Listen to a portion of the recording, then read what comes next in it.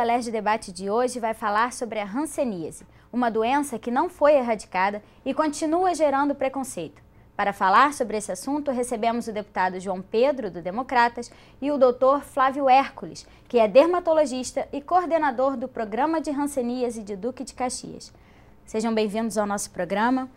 Doutor Flávio, o que é a hanseníase, para quem não conhece, uma doença que antes era conhecida como lepra, né? O que é a hanseníase?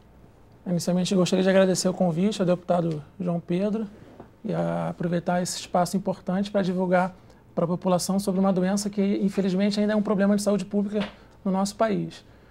A hanseníase é uma doença infecto-contagiosa, né? Ela é causada por uma bactéria chamada Mycobacterium leprae. E é uma doença, é uma das mais antigas da humanidade, inclusive com algumas passagens descritas na Bíblia.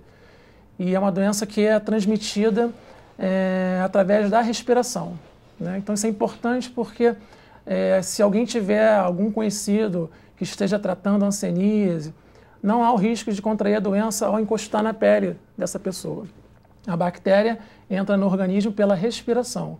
E já se sabe, através de muitas pesquisas realizadas em todo o mundo, que apenas 5% da população, ao respirar essa bactéria, adoece. Portanto, 95% das pessoas que algum dia respirarem essa bactéria, elas não vão adoecer. Então, mesmo tendo contato, a pessoa não adoece. A própria imunidade se encarrega de eliminar. 95% de nós já temos essa imunidade naturalmente forte para impedir o desenvolvimento da doença. Doutor, o termo doença lepra é carregada de um estigma muito forte da lepra. Quando é que foi essa passagem de chamar para hanseníase ao invés de chamar para lepra? Há cerca mais ou menos um pouco mais de 30 anos, aqui no Brasil resolveu-se trocar para o termo hanseníase, em homenagem ao pesquisador austríaco, que foi o primeiro que descobriu a bactéria, né, isolou a causa. Como é que vivia na fase anterior à descoberta da cura? Então, antes disso, a doença era conhecida no Brasil como lepra, e o mundo atualmente conhece como lepra, né, traduzindo para o inglês leprosy, em espanhol la lepra, certo, né? E antes era lepra aqui no Brasil. Então, assim, como a doença durante muito tempo, né, ela não tinha uma cura eficaz, e por não ter uma cura eficaz, a doença, em alguns casos, mutila a pessoa, né, causa deformidades graves, essas pessoas assustavam quem não estava doente. Então, isso gerou um preconceito contra a doença. Então, assim, as pessoas achavam que não se sabia muito bem sobre o mecanismo de transmissão, não existia uma cura efetivo, então as pessoas ficavam com medo. Então, essas pessoas eram segregadas da sociedade e viver em ambientes, enfim, onde só tinham isso, leprosos, eram os chamados leprosários. Leprosários. Né? As pessoas com hanseníase, quando não existia cura, né, elas eram isoladas em verdadeiras cidades, né, chamadas, que eram os leprosários, os antigos leprosários. As pessoas elas eram excluídas socialmente. Doutor, hoje existe algum leprosário? Ainda existe algum leprosário?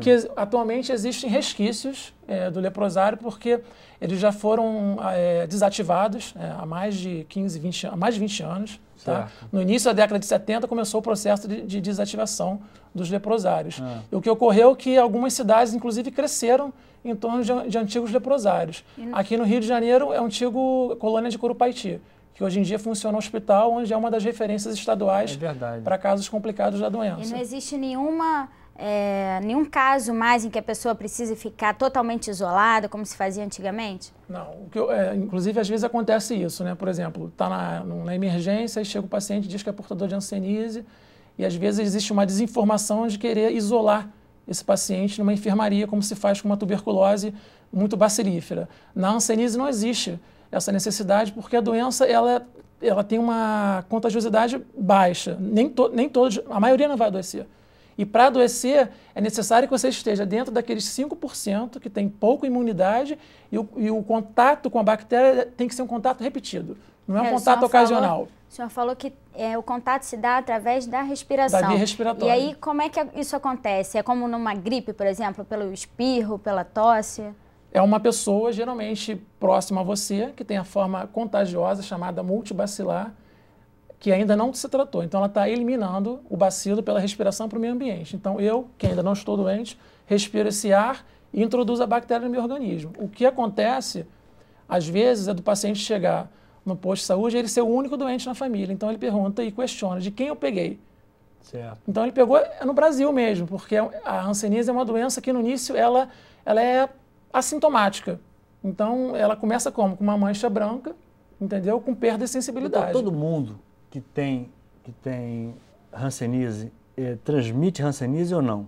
Não. Essa é uma pergunta frequente que eu escuto muito. A hanseníase, quando causa a doença, ela pode causar de duas formas. Até 5 lesões, até 5 manchas, que é a forma não contagiosa, chamada paucibacilar, e até mais de 5 manchas, que é a forma contagiosa, que transmite, chamada multibacilar. Então, certo. Quem transmite é quem? É o paciente que tem mais de 5 manchas por hanseníase e que ainda não iniciou o tratamento. Esse sim transmite. Logo após o primeiro mês de tratamento, a chance dele transmitir já diminui bastante. E o senhor falou que aparecem manchas brancas na pele, né? Mas muitas doenças dermatológicas se manifestam através de manchas. Como é que é possível fazer essa diferenciação? Esse é um ponto muito importante para colocar até para as pessoas não criarem um preconceito, né? A hanseníase é uma mancha branca com perda de sensibilidade e que às vezes tem também uma rarefação de pelos. Então, se eu tivesse uma mancha no meu braço, nesse local teria perda da pigmentação, uma mancha branca, e com perda de pelos. E às vezes essa mancha fica ressecada. Por quê?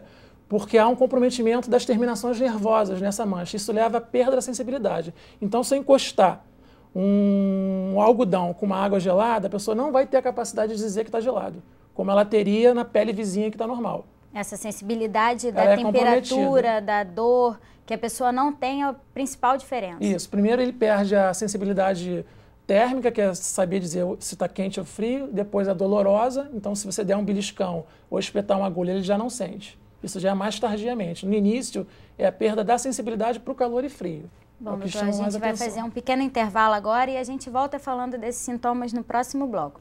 Não saia daí.